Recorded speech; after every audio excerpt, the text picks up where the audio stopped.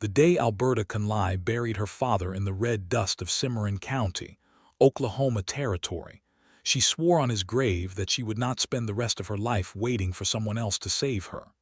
It was the summer of 1882, and the territory was a hard, unforgiving place. The land stretched out in every direction like a crumpled brown blanket, dotted with scrub oak and buffalo grass, cut through by dry creek beds that only ran full after a heavy rain. The sky above was enormous and pale, bleached white by a sun that had no mercy for anyone foolish enough to stand too long beneath it. Alberta stood at the mound of fresh earth with a small bouquet of prairie wildflowers in her hands, her dark hair pinned beneath a black bonnet, her jaw set in the way it had been since she was a little girl, that particular expression that made people who did not know her think she was cold, and made people who did know her understand that she was simply determined. Her father, Thomas Conley, had been a homesteader, a man who had believed with his whole soul that the territory would open up one day, and that the land would reward those who worked it honestly. He had not lived to see that day arrive with any certainty. He had been taken by a fever that swept through their small settlement outside the town of Guthrie in late May, a fever that did not care about a man's dreams or the calluses on his hands or the daughter he was leaving behind. He was 44 years old when he died, and Alberta was 22, and suddenly she was alone on a quarter section of land with a leaking roof, a dwindling supply of flour and salted pork, and exactly one mule who was too old to be trusted with anything more demanding than a slow walk to the water trough. She did not cry at the grave. She had cried the night before in the dark of the cabin with no one to hear her. But at the grave she was composed, because composure was a kind of armor, and she had learned early that a woman alone on the frontier needed every piece of armor she could find.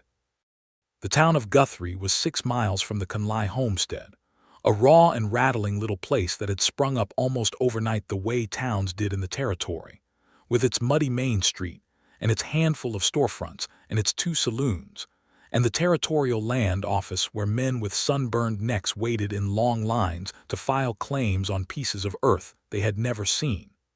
It had a general store run by a man named Pickett who charged too much and gave credit to nobody. It had a church that was also sometimes used as a schoolhouse. It had a livery stable, a blacksmith, a small hotel, and an office at the south end of Main Street that had belonged, until recently, to a man named Dade Harlow. Dade Harlow was not a man anyone liked, but he was a man a great many people owed money to, and that had given him a particular kind of power in Guthrie. He was a land speculator and a money lender, and he had a way of appearing at a homesteader's door right when things had gone wrong, with a polite smile and a folded piece of paper, and an offer that sounded generous until you read the terms carefully. Thomas Conley had borrowed $200 from Dade Harlow 3 years ago to buy seed and tools after a hailstorm destroyed his first crop. The interest on that loan had grown like a weed since then, and when Thomas died, the debt did not die with him. It passed to Alberta. She discovered the full weight of this situation on the 3rd day after the burial, when a knock at her door revealed a thin man with a narrow mustache named Clifton Dobbs, who introduced himself as Dade Harlow's associate, and handed her a letter informing her that the outstanding debt on the Conley property, now totaling $340, was due in full within 60 days. Alberta read the letter twice, folded it carefully, thanked the man with icy politeness, and closed the door. She stood in the middle of her father's cabin for a long moment, looking at the cracked walls he had built with his own hands, at the curtains her mother had sewn before she died of childbed fever when Alberta was 7, at the narrow shelf of books her father had carried all the way from Missouri on a mule cart, because he believed that a person who did not read was only half alive. $340. She could sell the mule and get maybe $4. She had $14 in the coffee tin above the fireplace. She had the land itself, but she could not sell the land, because if she sold the land she had nothing at all, and no place to go except the charity of strangers. She spent the next 2 days thinking hard and going through every option she could imagine. She could try to find work in Guthrie, but the town was small and work for a woman was limited and poorly paid. She could write to her father's brother in Kansas City, but she had not seen Uncle Martin in 15 years and had no great confidence in his generosity. She could appeal directly to Dade Harlow and ask for more time, but from everything she knew about Dade Harlow, that was likely to result in worse terms, not better. It was on the second of these thinking days that she walked into Guthrie to buy what supplies she could afford, and she overheard two men talking outside the general store about a cattle drive coming up from Texas. The drive was being organized by a rancher named Holloway, who ran a large operation down near the Red River, and he was moving a herd of 1,500 longhorn cattle north to a railroad junction in Kansas, passing through Guthrie sometime in the next week or so. The man who managed the drive, the trail boss, was a fellow named Walter Garrett.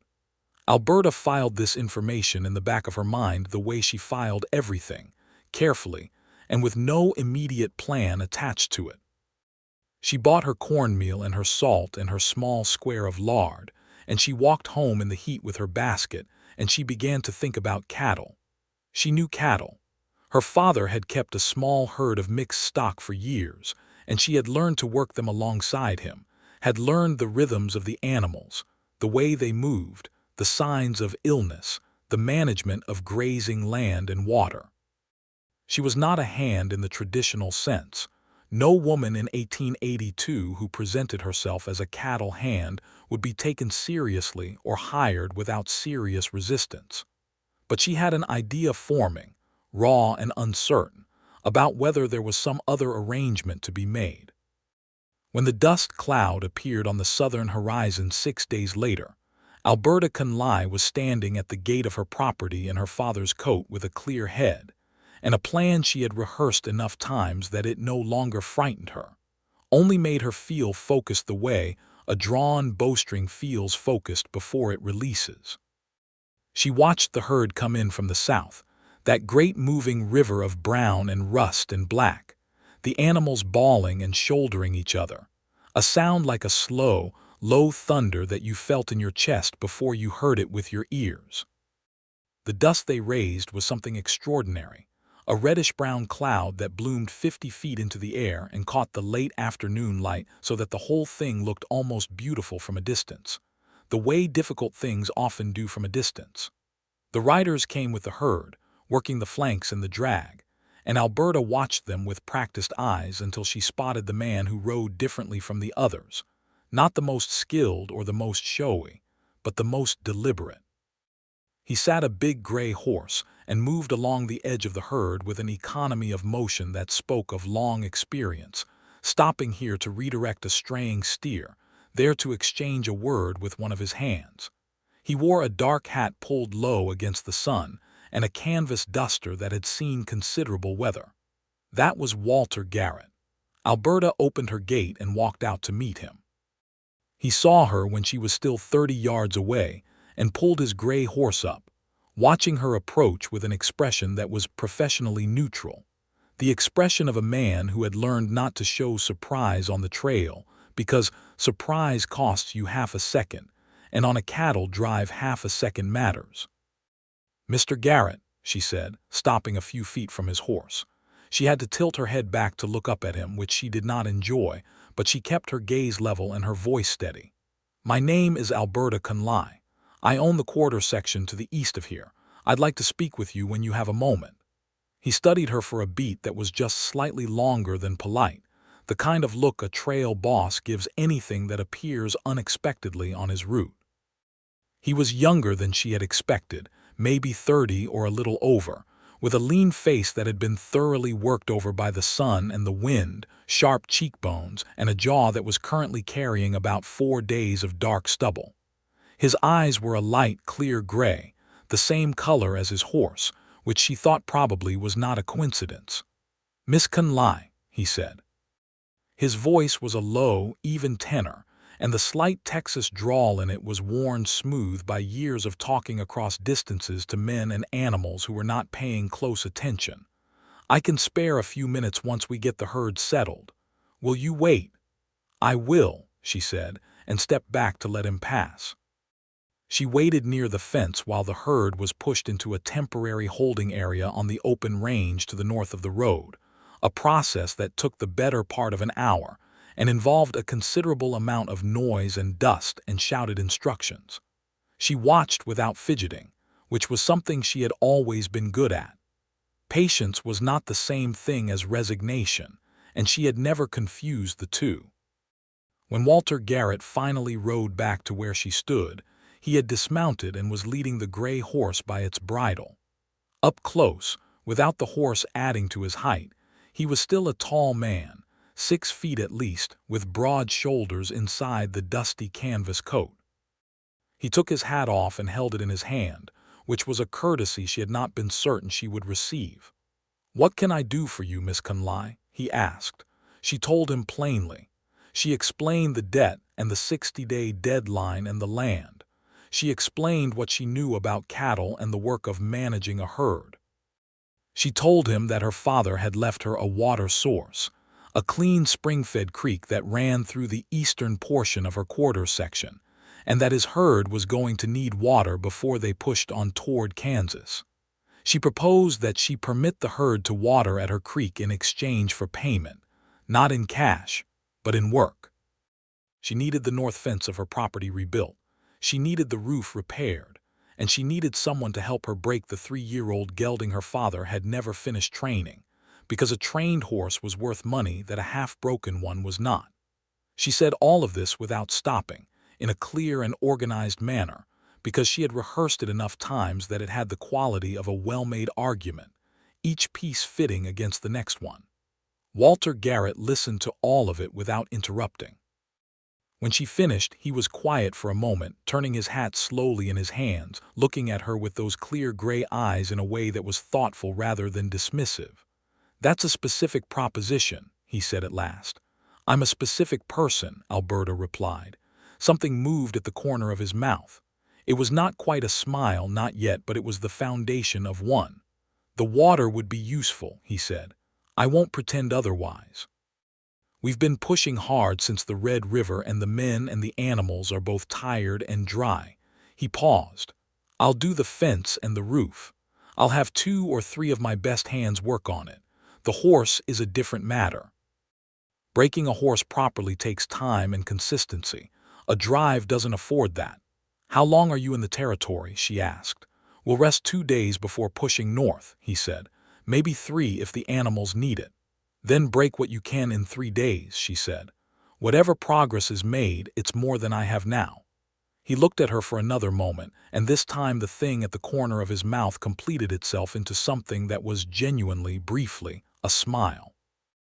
It changed his face considerably. It made him look less like a man who managed a herd of 1,500 longhorns, and more like a man who had once been a boy who found things funny. "All right, Miss Conley," he said. "You have an agreement." They shook hands on it, which was not the way most business between a man and a woman was conducted in 1882, but Alberta Conley extended her hand first, and Walter Garrett shook it without hesitation, and that told her something about him that she filed away alongside everything else. The next 3 days were unlike anything Alberta had experienced since her father's illness, in the sense that they were full to the edges with other people and noise and activity, after the long, quiet weeks of being alone. The Holloway Drive's hands were a mix of men, some white, some black cowboys who had come up from Texas, where free black men had found work in the cattle trade after the war, men who were skilled and hardworking, and were paid the same wages as the other hands, which was not always the case on every drive, and said something decent about the operation. There were also 2 men of mixed heritage who knew the land and the weather in ways that the others respected and consulted. The fence work began the first morning. 2 hands named Beaumont and Erasmus, who turned out to be brothers from the Texas coast, came to the north fence with tools and posts and wire, and worked with the kind of focused efficiency that made Alberta feel almost ashamed of how long the fence had been in its current sorry state. She worked alongside them, carrying posts and holding wire, and they accepted her help without comment after the first few minutes of uncertain glances. Walter Garrett spent that first morning with the young gelding in the small corral beside the barn. Alberta watched him from a distance while she worked, because she was not going to stop what she was doing just to watch a man work with a horse, but she was paying attention. He did not rush the animal. He stood in the corral for a long time, simply being present, letting the horse get his smell and his sound, moving slowly and without aggression. He talked to the horse in a low, continuous murmur that she could not hear from where she stood, but that the horse clearly responded to. Because, by mid-morning, the gelding had stopped pressing himself against the far rail and was standing with his head turned toward Walter with his ears forward. That evening, after the hands had eaten their supper around the drive's campfire north of the road, Walter came to the door of the cabin where Alberta was eating her own supper. "The gelding is further along than I expected," he said. "Your father did some good groundwork with him. He's not a wild animal, he's just uncertain." "My father was patient with horses," she said. "It shows." She offered him a cup of coffee, which was a courtesy she had been debating with herself for 20 minutes. He accepted it and sat on the step outside the door, his hat beside him, drinking the coffee in the cooling evening air while the crickets started up in the grass. Alberta sat in the doorway, her back against the frame, and they talked about horses and cattle and the long push north, and she told him about her father and the homestead, and he told her about growing up in central Texas on a small ranch that his father had eventually lost to the drought, which was how he had come to be a trail boss instead of a rancher himself.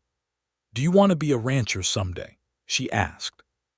He was quiet for a moment, looking out at the darkening sky where the first stars were appearing. "I want to be in one place long enough to watch something grow," he said finally. "Whether that's cattle or crops or a garden, I couldn't tell you. I just know that moving all the time eventually stops feeling like freedom and starts feeling like something else." She understood exactly what he meant, and she said so, and then she was surprised by how naturally the conversation continued from there. On the second day, the fence was finished and the hands started on the roof. It was harder work, hotter and more precarious, and Alberta climbed up there with them and worked, because it was her roof and her hands were as useful as anyone else's. At one point, Walter appeared at the base of the ladder and looked up at her with an expression she could not entirely read. "You could direct from the ground," he said. "I could," she agreed, and handed down a bundle of shingles to Beaumont and went back to work. She heard him make a sound that might have been a quiet laugh, and then he climbed up the ladder and worked on the roof for the rest of the afternoon alongside the two brothers and herself. It was on the roof that the first real conversation happened, the kind of conversation that moves past information exchange into something more honest and open. He asked about her plans, what she would do if she managed to pay the debt and keep the land, and she found herself telling him things she had not told anyone, about wanting to grow the operation, add a small herd of her own, perhaps eventually add acres if the land became available when the territory opened properly. She had ideas about water management and rotation grazing that she had read about in an agricultural pamphlet and thought could be applied to her land. He listened to all of it and asked specific, intelligent questions that made it clear he was not just being polite, that he was actually thinking about what she was saying. "You've thought about this carefully," he said. "I've had time," she said, "and there's nothing else to think about." "Most people in your situation would think about leaving," he said. "Most people aren't me," she said, that small smile again. She was beginning to look for it the way you look for a familiar landmark, with a small internal recognition when it appeared. That evening he came back to the step with coffee and they talked longer, until the stars were fully out and the camp fire to the north had burned low. They talked about books, which surprised her, because she had not expected a trail boss to have opinions about literature. but he had a worn copy of a collection of poems in his saddlebag that he had carried for years. He quoted 2 lines from memory, something about standing at the edge of an open country and feeling the size of it, and Alberta recognized the poem and finished the stanza, and his expression in that moment was one she would think about many times afterward. The 3rd day the hands had finished the roof by mid-morning, and the gelding was being ridden in the corral by Walter, with a lightness and willingness that made Alberta press her hand against her mouth to keep from making an embarrassing noise of relief. The horse was not fully finished, he explained, but he was rideable, cooperative, and safe for a competent rider, and he could be further developed over time. "He'll sell for 10 times what he would have yesterday," Walter said, dismounting and handing her the reins. "I'm not selling him," she said, taking the reins. "I'm riding him." He looked at her with those gray eyes and said, "I know," in a tone that implied he had known this from the start. The drive was preparing to move out the following morning. Alberta stood at the edge of her property and watched the evening activity of the camp, the horses being tended, the supper being cooked over the trail fire, and she was aware of a feeling she could not quite name, something adjacent to the loneliness she had been living with since her father died, but different from it, more specific, more pointed. It was the particular ache of something that is about to leave before it has properly arrived. She was standing there when she heard Walter's boots in the grass behind her. "We're moving out first light," he said, coming to stand beside her, looking at the same view she was looking at. "I know," she said. They were quiet for a moment. The camp sounds were soft and distant, and the evening light was the particular amber of late summer in the territory, the kind of light that makes everything look more significant than it probably is. "I have a question," he said. "I want you to understand it's a genuine one, not a polite one." "Ask it," she said. "Are you going to be all right?" he said. "Out here alone with the debt and the land and all of it." She turned to look at him. He was not asking it in the way some men ask it, as a way of suggesting that she should not be alone, that she needed someone to take care of things. He was asking it the way a person asks when they actually want to know the honest answer. "I think so," she said. "I have more than I had 3 days ago." "You do," he agreed. He paused. "For what it's worth, I think you'll manage it. I've seen a lot of country and a lot of people trying to hold on to pieces of it. You have something that most of them don't." "What's that?" she asked. "A very clear understanding of exactly what you're doing and why," he said. Alberta looked back at the amber horizon. She felt something warm move through her chest that she told herself was purely the evening air. "Thank you," she said quietly, "for the fence and the roof and the horse." "Thank you for the water," he said. "The herd needed it." They stood there for another minute, side by side in the cooling evening, and then he said goodnight and walked back toward the camp, and she stood alone for a while longer before she went inside. She did not sleep well that night. When she came out in the early gray of the morning, the camp was already breaking up, the hands moving with the practiced efficiency of men who did this every day, horses saddled, gear packed, the whole operation dissolving itself like it had never been there. She stood at her gate and watched it go, the herd beginning to move north, the sound of it rolling back over the grass like a tide going out. Walter Garrett came by on the gray horse at the tail of the departing drive. He stopped at her gate and looked down at her.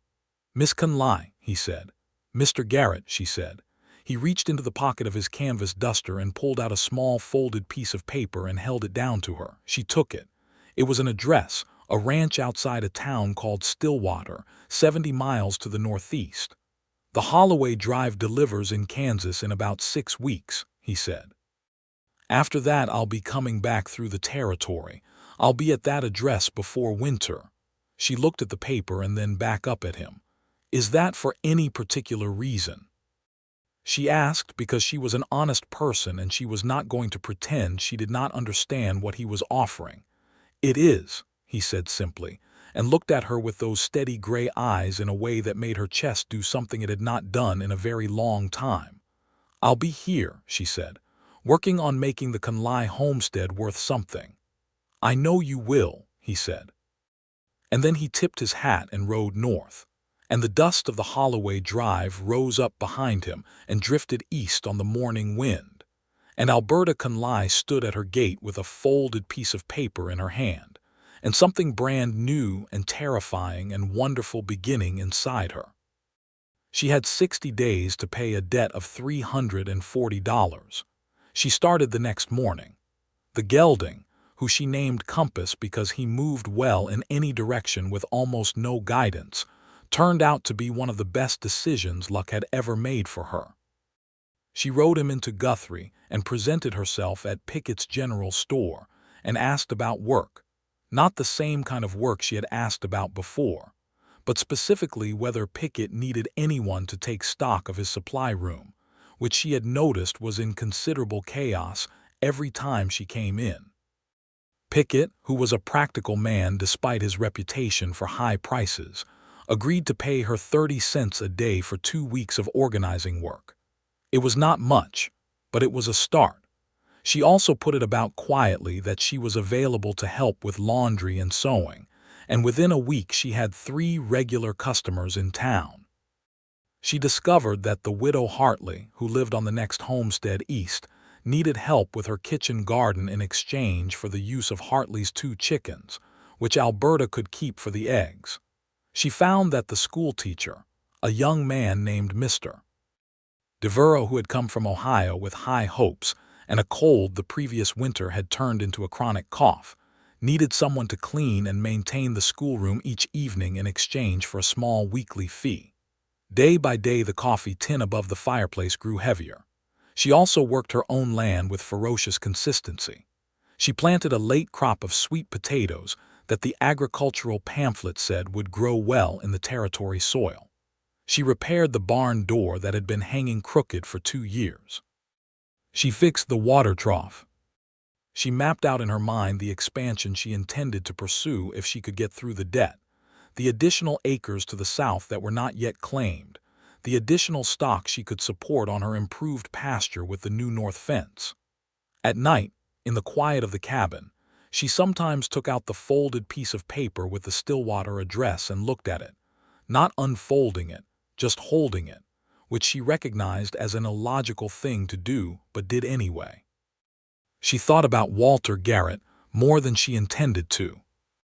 She thought about the way he had worked on the roof without being asked, and the way he had listened to her, and the particular quality of his quiet, which was different from the silence of a man who had nothing to say. His quiet was the quiet of a man who was listening so carefully that he did not need to fill the space with words. She thought about what he had said about wanting to be in one place long enough to watch something grow. She thought about this enough times that by mid-September she was genuinely concerned about herself. The 60 days were up in late September, and Alberta walked into Guthrie with the coffee tin and presented herself at Dade Harlow's office at the south end of Main Street. She had $230. It was not the full $340. She knew this, but she had thought carefully about what she intended to do about it. Dade Harlow was a man of about 50, heavy in the jaw and soft in the middle, with the kind of careful manners that people develop when they spend a lot of time doing things they prefer not to be questioned about. He received her in his office with an expression of polite surprise and gestured to the chair across from his desk. Alberta sat down and placed the tin on his desk and said that she had $230 and that she was prepared to pay it against the debt immediately, and that she was also prepared to offer a formal deed of access to the Spring Creek on the Conley property in exchange for a reduction of the remaining balance to zero, given that the creek access was worth considerably more to the surrounding landowners and potential future buyers in the territory than the remaining $110. Dade Harlow looked at the tin of money and then at her and then at the tin of money again. He said he would need to think about it. She said she had brought paper and was prepared to draw up the agreement today. He said she was very confident for a young woman in a difficult situation. She said she had not come to discuss her emotional state but to settle a debt. There was a brief, uncomfortable silence in which Dade Harlow realized that the young woman across from him was not going to be maneuvered or made to feel small, and that the offer she was presenting was, when he thought about it honestly, reasonable. He accepted it. He kept the $230. He signed over the creek access deed. The Conley debt was cleared. Alberta walked out of Dade Harlow's office in the golden September afternoon and stood on the wooden sidewalk of Main Street in Guthrie, Oklahoma Territory, with nothing in her tin and nothing owed to anyone in the world, and she felt something so enormous she had to put her hand against the storefront to steady herself. She had done it. The land was hers, fully, completely, without encumbrance. She rode Compass home in the last of the afternoon light, and when she got back to the cabin she sat at her father's table and let herself cry properly for the first time since he had died, not from grief exactly, but from some mixture of relief and grief and pride and loneliness that did not have a single clean name. She cried for about 15 minutes, and then she washed her face and made herself supper and went to bed and slept soundly for the first time in 3 months. October in the Territory was beautiful in the way that only places that are hard to live in can be beautiful. The light changed, became lower and longer and more golden, and the grasses turned amber and burgundy across the flat expanse, and the sky went a deep clear blue that seemed closer than the summer sky had been. Alberta worked her land in this light and felt something she was careful not to think too hard about because she was afraid of jinxing it, something like contentment, something like belonging, as though the land and she had reached an understanding about each other. The sweet potato crop came in well. She traded a portion of it to pick for flour and cornmeal, and a quantity of canned goods that would help her through the winter. She put up preserves from the late blackberries along the creek. She split wood and stacked it along the south wall of the barn where it would stay dry. She counted the days since the Holloway drive had departed, and she did not write that down anywhere, but she knew. 6 weeks would be mid-October. Mid-October came and went. Then the end of October. She did not let herself think about it too directly, because that way lay a kind of hopeful foolishness she could not afford. She had the land. She had paid the debt. She had Compass and the Hartley chickens and the small but genuine satisfaction of her vegetable garden. These were real things. The folded piece of paper with the Stillwater address was also real, but it was a different kind of real, the kind you could not plan a winter around. On the 2nd of November she came back from Guthrie in the late afternoon, where she had been collecting her wages from Mr. Devereux, and she found a gray horse tied at her fence. She stopped Compass in the road and looked at the gray horse for a moment. The gray horse looked back at her with calm brown eyes. There was no one in the yard. She rode up to the gate and dismounted and tied Compass and walked around to the back of the cabin, and there was Walter Garrett, crouched beside the wood pile with his sleeves rolled up, splitting wood with a methodical competence that made it clear he had been at it for a while.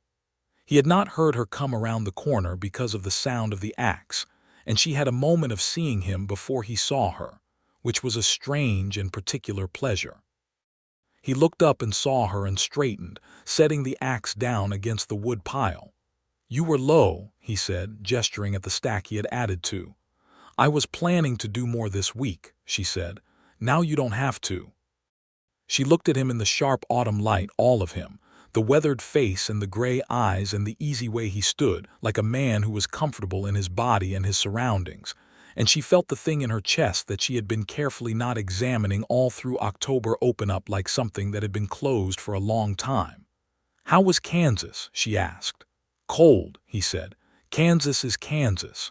"And the herd?" "Delivered on time." "All but 11, which is a good loss rate for 1,500 over that distance." "And now?" she asked. He picked up his hat from the wood pile where he had set it and turned it in his hands in that way he had, looking at her steadily. "I told you I'd be back," he said. "You did," she said. "I've been thinking," he said, "about a conversation we had on a roof in August." "Which part of it?" she asked, even though she knew perfectly well which part of it because she had been thinking about the same part. "About being in one place long enough to watch something grow," he said. The silence between them in the November afternoon was not an empty silence. It was full of everything they had both been thinking for 3 months, all of it present and waiting like the field in spring before anything has come up yet. "I paid the debt," she said. "The land is mine." "I heard," he said. Harlow's associate mentioned it to someone in Stillwater. Apparently the story traveled. "Did it make me sound ridiculous?" she asked. "It made you sound like a person who does not accept other people's conclusions about what is possible," he said. She let out a breath that was almost a laugh. He took 3 steps toward her and stopped, close enough now that she could see the precise gray of his eyes without squinting against the light. And he said, with the same quiet directness he had brought to everything from the first moment she had walked out to meet him on the road in August, "I would like to stay in the territory, Miss Conley. I have the wages from this drive saved, and there's a parcel of land to the south of yours that could be claimed. If you're of a mind to get to know each other better over some reasonable amount of time, I'd consider it the best investment I've ever made." Alberta looked at him for a long moment. The evening star was just appearing above the western horizon, a single bright point in the darkening sky. "I make my own coffee," she said, "and I intend to keep managing my land on my own terms." "I wouldn't have it any other way," he said. "And I don't need saving," she said. "I need a partner. There's a difference." "There is," he agreed, and his eyes said that he understood the difference precisely. "Then I think," she said carefully, "that getting to know each other better is a reasonable idea." He smiled then, not the small, careful smile she had catalogued through August, but something fuller and more open, a smile that reached all the way up to those gray eyes, and it was one of the best things she had seen in a long time. He stayed for supper. She made cornbread and a stew from the preserved sweet potatoes and some salted beef, and they sat at her father's table across from each other and talked for 4 hours, about everything and nothing, and some things that mattered very specifically. He told her about growing up with a father who was a good man and a bad farmer, about the years on cattle drives, about the drive where he had crossed the Llano Estacado in a drought and lost a third of the herd to thirst and heat, and had promised himself then that he was going to stop doing something he did not love doing just because it was what he knew how to do. She told him about her mother who had died when she was 7 and her father who had been both parents, and had done it with so much grace and steadiness that she had not understood until she was older what a remarkable thing it was. She told him about the books on the shelf, the ones her father had carried from Missouri, and she got up and brought one to the table and read him a passage she had always loved, and he listened with his elbows on the table and his eyes on her face. It was very late when he finally said he should go back to where he had pitched his camp, a small site at the edge of the creek where he had set up before coming to split wood. "You can sleep in the barn," she said. "It's warmer than a tent in November." He raised an eyebrow very slightly. "Mr. Garrett," she said with patience, "it is cold and the barn is warm and there is a perfectly good hay pile. I am offering you practical lodging, not anything else." "I know," he said with that smile. "I just wanted to be sure you meant it." "I meant it," she said. He slept in the barn.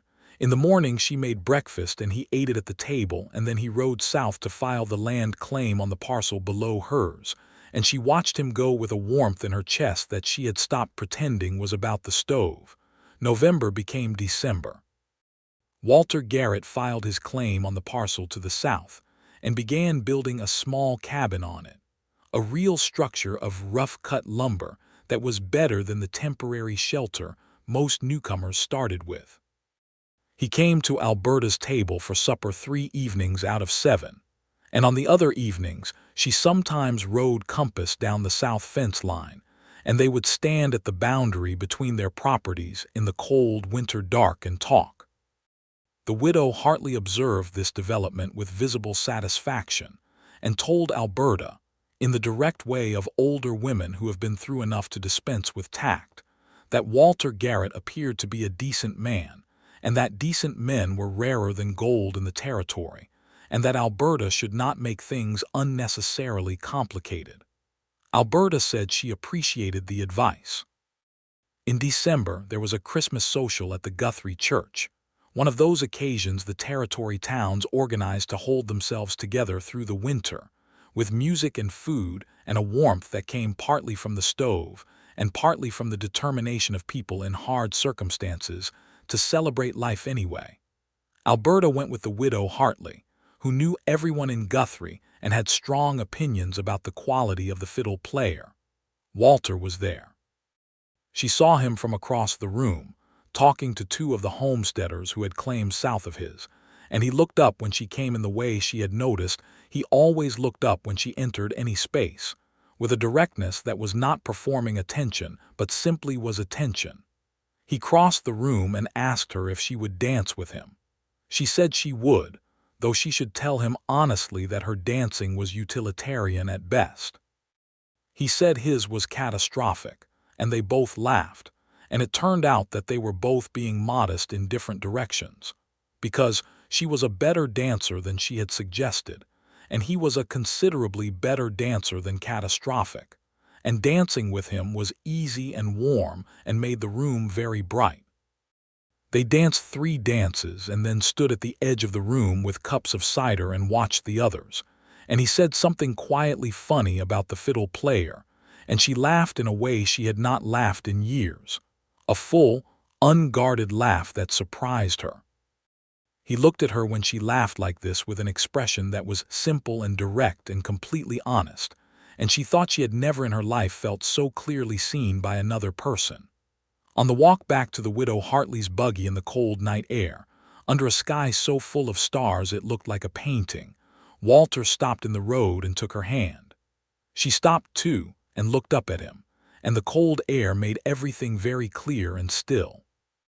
"Alberta," he said, using her first name for the first time, and the sound of it in his low Texas voice was something she felt somewhere deep and warm. "Walter," she said, because he deserved the same. "I am not a man who talks around things," he said, "so I'll just say that I have not thought about much besides you since August, and I would like, if you are willing, to court you properly." "I thought that was what you've been doing," she said.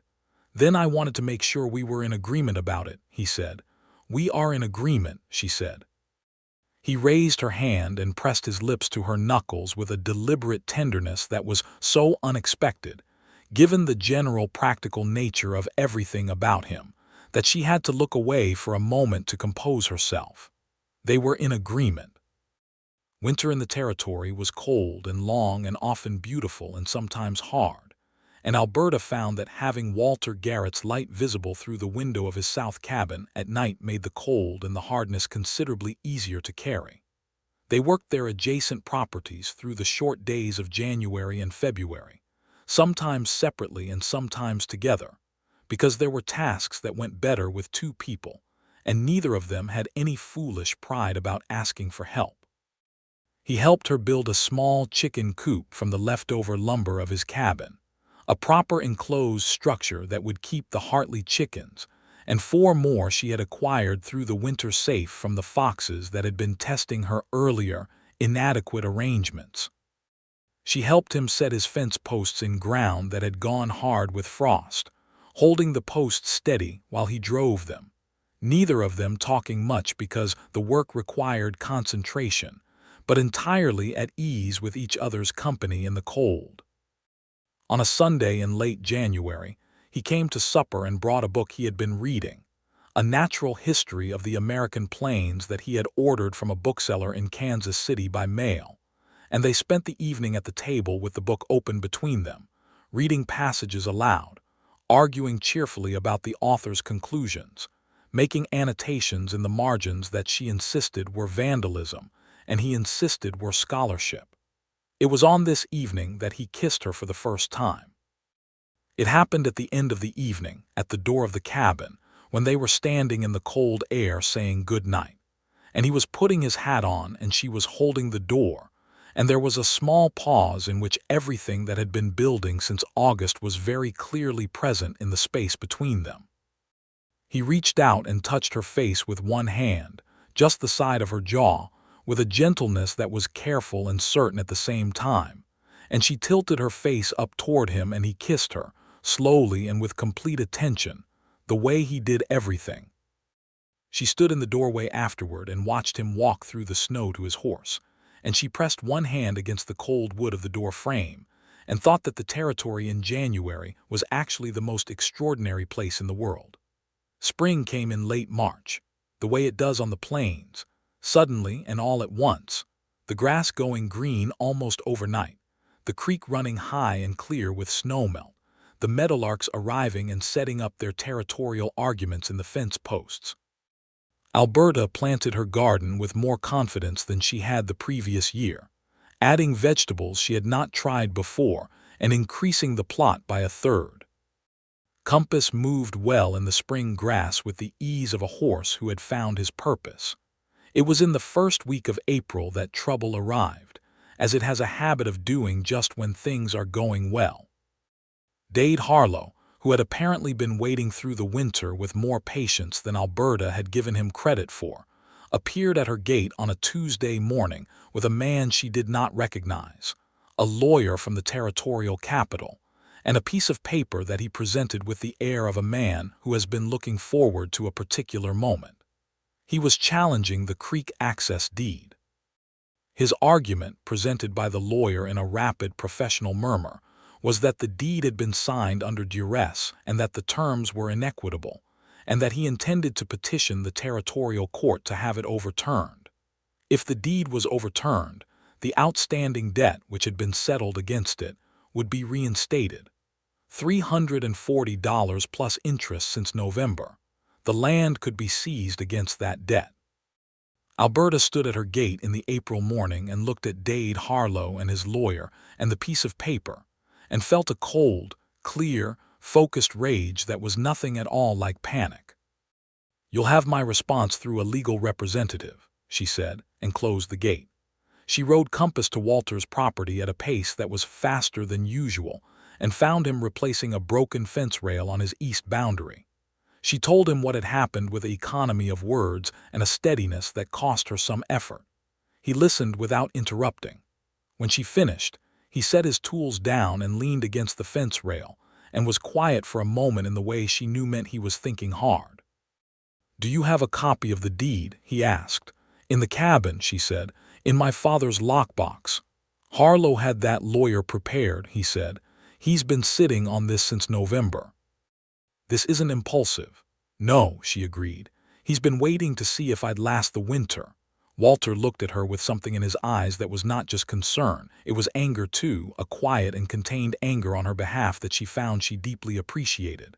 "There's a lawyer in Stillwater," he said, "a man named Cartwright who is honest and knows the territorial land law well. I've heard him spoken of well by people I trust." "I can't pay much," she said. "Let me worry about that," he said. "Walter," she said. "Alberta," he said, with the same quiet firmness she used when she was not going to be talked out of something. "You said you wanted a partner. Partners don't stand back when there is something they can do." She looked at him in the April light, this man who had appeared on her road in August and stayed in every way that mattered, and she said, "All right, but I'm coming to Stillwater with you." "I never thought otherwise," he said. They rode to Stillwater the next day, a journey that took most of the morning on good horses. Stillwater was larger than Guthrie, better established, with a proper commercial district and a courthouse that was the solid heart of the town. Cartwright's office was above a hardware store, reached by an outside staircase that creaked in an informative way. Mortimer Cartwright was a man of about 60, small and neat, with spectacles and a precise manner that immediately suggested he did not waste words or time. He read the deed carefully, asked Alberta several specific questions about the circumstances of its execution, reviewed the original loan documents she had brought, and then sat back in his chair and looked over his spectacles at them both. "Mr. Harlow's argument is weak," he said. "Duress requires demonstration of coercion. You walked into his office with money and a counteroffer. You were not coerced. You were a negotiating party." He paused. "However, the territorial court can be unpredictable and the process will take time. The most efficient resolution would be to eliminate the basis for the challenge." "How?" Alberta asked. "Pay the remaining balance," he said. The $110 that the deed was credited against.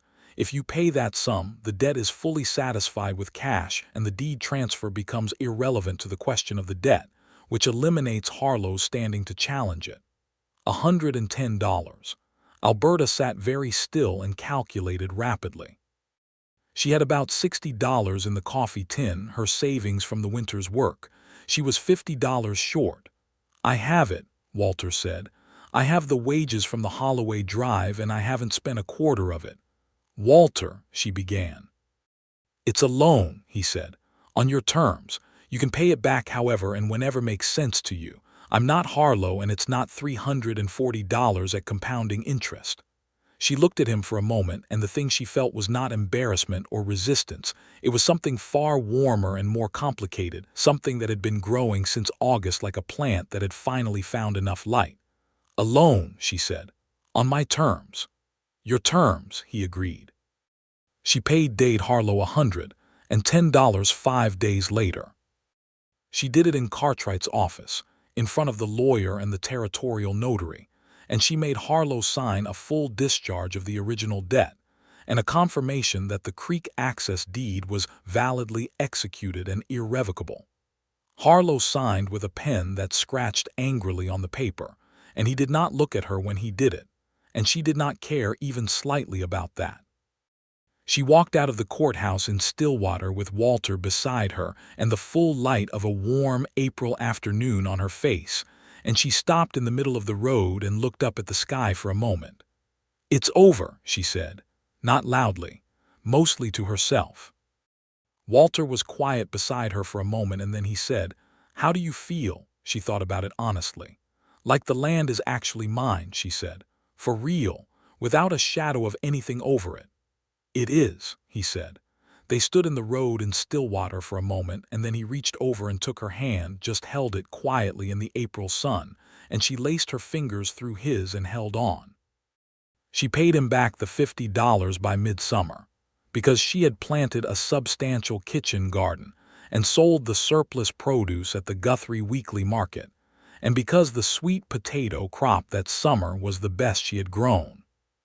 She handed him the money across the fence line between their properties one morning in July with a satisfaction that was both practical and personal. "You didn't have to rush it," he said. "I know," she said. "I wanted to." He counted the money without making an issue of it, which was exactly the right thing to do, and put it in his coat pocket and said, "Now that that's settled," and looked at her with an expression that made her heart do something undignified. It was on a July evening. The kind of evening when the sky goes every color from rose to violet to deep blue in slow stages, and the prairie smells of warm grass and something sweet she could never identify, that he asked her. They were sitting on the step of her cabin, the step where they had begun, in the way of things, on the evening of the drive back in August of the previous year. There were fireflies in the grass down by the creek, and the frogs had started their evening conversation, and the stars were coming out one by one in the deepening sky. He was quiet for a long time in his particular way, and she was comfortable in the silence the way she had come to be comfortable in his silences over the past year, knowing they were full of thought and not of emptiness. "I've been thinking," he said at last. "About what?" she asked. "About 2 properties," he said. "And how it would make a great deal more sense to have one." She looked at him. He was looking at the fireflies, but there was a quality to how still he was holding himself that told her he was paying close attention to her response. "From a land management perspective," she said carefully, "that is arguable." He turned to look at her then, and in the last light she could see everything in his face, the hope and the certainty and the small vulnerability of a man who does not ask for things easily. "Alberta," he said, "will you marry me?" She had known it was coming, in the way you know a season is turning because the quality of the light changes before anything else does. She had been thinking about it herself, turning it over, examining it from all sides with the same careful thoroughness she brought to land management and debt negotiations. She had concluded, through this rigorous examination, that she was absolutely and completely in love with Walter Garrett, and that he was absolutely and completely in love with her, and that the question was not whether but when. "Yes," she said, "on the condition that we merge the properties properly, with both names on the deed." "Already planned for it," he said. "Cartwright has the paperwork." She looked at him. "You talked to the lawyer before you asked me," she said.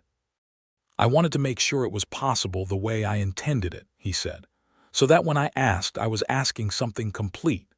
She put her face in her hands for a moment, not to hide, but because she needed a second to contain the feeling, this enormous, warm, specific feeling that was love and partnership, and something she did not have a single word for because it was entirely its own thing. "Alberta," he said, with a note of concern. She took her hands down and looked at him and smiled, and his expression in response to that smile was something she would remember for the rest of her life. "Yes," she said again. "Yes, I will marry you." They were married in October 1883 in the Guthrie Church, with the widow Hartley in the front pew and Beaumont and Erasmus, who had come back through the territory on another drive and had been personally invited, standing in the back in their best clothes. Cartwright came from Stillwater as a witness. Mr. Devereaux played the small church organ with more feeling than technical skill. The preacher was brief and sensible. Alberta wore a dress she had made herself from a dark blue fabric she had ordered specially from Kansas City, simple and well cut, and she carried wildflowers from her creek, the same kind of wildflowers she had put on her father's grave, which she had thought about and decided was a way of bringing him with her. She walked herself down the aisle because there was no one to do it for her, and because it felt right to come to this on her own 2 feet. Walter stood at the front of the church in a dark coat that was clearly new, his hat in his hands, and when she came through the door and he saw her, the expression on his face was so unguarded and full that Mrs. Hartley made a small sound and pressed her handkerchief to her mouth. They said their vows to each other with their hands clasped and their eyes level, clearly and without performance, meaning every word. After the ceremony there was a gathering at the Conley cabin, which was now the Garrett cabin, which would now be the Garrett homestead, and people ate and talked, and someone produced a fiddle, and someone else produced a banjo, and the evening went long and warm with music and laughter. Alberta and Walter stood together in the middle of their own kitchen with the party flowing around them, and he put his arm around her and she leaned into his shoulder, and they looked at the room full of people who had come to celebrate them. And she felt something that was pure and without complication, a happiness so solid it felt like the earth beneath her feet. That winter, they spent their first winter together on what was now officially the Garrett homestead, encompassing Alberta's original quarter section and Walter's southern parcel combined into a single property under both their names. The cabin was too small for 2 people, and the plans for enlarging it were already on the table, drawn in Walter's careful hand with Alberta's annotations in the margins, which were scholarship, not vandalism. They worked. Lord, they worked. The territory did not offer rest to anyone who wanted anything from it. But they worked together, and the difference between working alone and working with someone you trusted completely and loved entirely was the difference between carrying a load up a long hill alone and carrying it together. The weight the same, but the experience of it transformed. In the spring of 1884, they expanded the cabin, adding 2 rooms to the east side, a proper bedroom and a second room that Alberta said could be a study and Walter said would be a nursery, and she said could be both, and they left it at that. In the summer, they took on their first small cattle operation, purchasing 15 head of mixed stock from a rancher who was leaving the territory. Walter's knowledge and Alberta's management sense combined with surprising ease, as though they had been working the same operation for years. By fall, they had 14 healthy cattle and plans for the next season's expansion.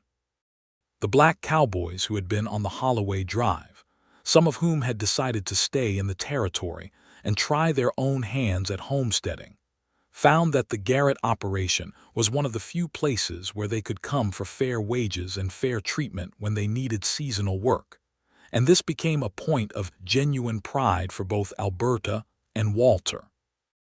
They understood, without needing to discuss it in detail, that the territory was being built by people from everywhere, and that building it fairly meant refusing to participate in the injustices that were common in many places, men being paid less for their labor based on the color of their skin, or given worse land or harder terms.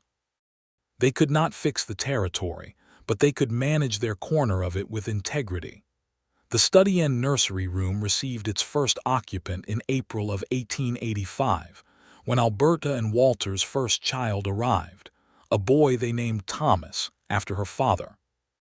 Thomas Garrett came into the world on a clear spring morning after a long night that Walter spent mostly in the outer room, trying not to listen too hard through the wall, where Mrs. Hartley and the midwife were attending to Alberta with the calm efficiency of women who had done this before. He came in when it was over, white-faced and holding his hat, and he looked at his son, this new small person in the crook of Alberta's arm, and he sat down on the edge of the bed and put his head in his hands for a moment in a way that was not distress but something overwhelming and wordless. Alberta put her free hand on his back and he looked up and his eyes were wet, which she had never seen before, and she thought he had never looked so completely like himself. "Hello, Thomas," Walter said to the baby, in a voice so quiet and careful it was almost a whisper, as though he was trying not to startle something precious. The baby, whose eyes were currently closed in the satisfied way of someone who has recently done something very difficult, made no response, but Alberta watched her husband meet his son and felt something in her chest that was bigger than any word she knew. Thomas Garrett was a serious baby who turned into a determined toddler, who turned into a child, who climbed everything he could reach, and asked questions at a rate that wore out most adults who were not his parents. He had Walter's gray eyes and Alberta's jaw, and her father's particular quality of stillness, when he was working something out in his head. In the spring of 1887, their second child arrived, a daughter they named Clara, after a character in a novel Alberta had loved since she was 12. Clara was loud and joyful from the first moment, and had, everyone agreed, inherited the best qualities of both her parents along with a personality entirely her own. The Garrett homestead grew along with the family. By 1888 they had 50 head of cattle and a well-organized operation, a proper barn that could hold both horses and stock, a kitchen garden that Alberta had expanded into a serious market garden that supplied half of Guthrie through the summer months. They had hired 2 permanent hands, one of them a young man named Samuel who had come to the territory from a farm in Louisiana and was working to save enough to claim his own parcel, and the other a Mexican man named Emilio who had the best instincts with horses that Walter had ever seen and taught Thomas everything he knew about reading an animal's mood. Walter had stopped trail driving entirely by 1886, which was something that no longer needed to be said because it had simply ceased to be part of his life. He was in one place. He watched things grow. He had known, somewhere in the back of himself, that this was what he wanted, and the wanting had been correct. On a September evening in 1888, exactly 6 years after the Holloway Drive had come through on the road below Alberta's gate, they sat on the step of the cabin, the same step where so many important things had been said. Thomas was inside at the table doing his reading with Emilio's help, a learning arrangement that had evolved naturally and that Thomas had embraced with enthusiasm. Clara was asleep, she hoped, though the small thumping sounds coming from the nursery window suggested she was engaged in some private project. The evening light was the same extraordinary amber it always was in September, and the prairie was doing what it did this time of year, going amber and burgundy at the edges, and the sky above was going that deep, clear blue. "Do you know what today is?" Alberta asked. Walter thought for a moment. "The 22nd, he said. "September the 22nd, she said. He was quiet for a moment, and then he said, "The Holloway Drive came through on the 22nd. "You made camp on the North Field," she said. "Your hands were Beaumont and Erasmus and a dozen others. Your horse was gray." "Is gray," he said. "He's not dead. Is Gray," she agreed. "And I walked out to the road and told you I had a proposal." He turned to look at her, and in the evening light she saw the same man she had walked out to meet that morning 6 years ago, and also someone entirely different. Someone shaped by 6 years of hard seasons and good work and love and loss, her father in the churchyard, her mother she had never really known, and all the ordinary extraordinary days in between. "You proposed a business arrangement," he said. "I proposed a water access agreement," she said. "And the fence," he said. "And the fence," she agreed. "And the horse," he said. "And the horse." She was smiling and could not stop. He took her hand in his, the way he had in the April road in Stillwater, and held it with the same steadiness. "Best water access agreement I ever made," he said. She laughed fully and without self-consciousness, the way she laughed with him, and he watched her laugh with the expression she had first seen in January of 1883 over an argument about a natural history book, the expression she had never in 6 years grown tired of seeing. "Walter," she said. "Alberta," he said. "I'm glad I walked out to the road," she said. "I'm glad you did too," he said. "Every day." Inside the cabin, Thomas could be heard reading aloud at a slightly too loud volume, with Emilio occasionally interjecting a Spanish word for the thing being read about. Upstairs, Clara had apparently given up on sleep and was definitely building something. The creek behind the barn sang its permanent quiet song. The evening star appeared above the western horizon, the same star, Alberta thought, that she had seen the night in December when Walter had asked to court her properly, when she had looked up and it had been there. The land was theirs. Both their names on the deed, Conley and Garrett, combined into a single intention. The sweet potatoes were in and the cattle were fat, and the fence Walter had first built for her in August 1882 still stood straight and solid, repaired and tended through 6 seasons, the way all good things are repaired and tended through seasons, with patience and attention and the willingness to show up and do the work. Alberta looked out at the amber evening prairie and felt the deep, settled pleasure of a life that had been made carefully out of difficult materials, the way good things always are. Not easy. Not without loss or hardship or the specific struggle of being a woman alone in a territory that was still working out what it believed about who was allowed to hold land and make decisions and take up space.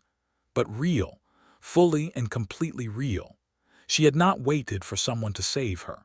She had walked out to the road.